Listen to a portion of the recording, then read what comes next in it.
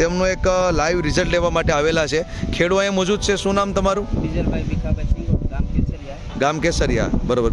આનો વાવેતર દરમિયાન શું કરેલું? પટ મારેલો છે. પટ મારેલો સ્ટીમરીડનો.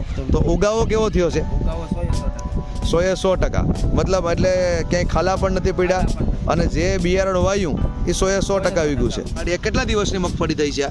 મગફળી અંદાજિત 16 દિવસ. 16 દિવસની આ મગફળી છે. અહીંયા તમારી બાજુમાં તમારા ભાઈનું ખેતર છે, બરોબર ને?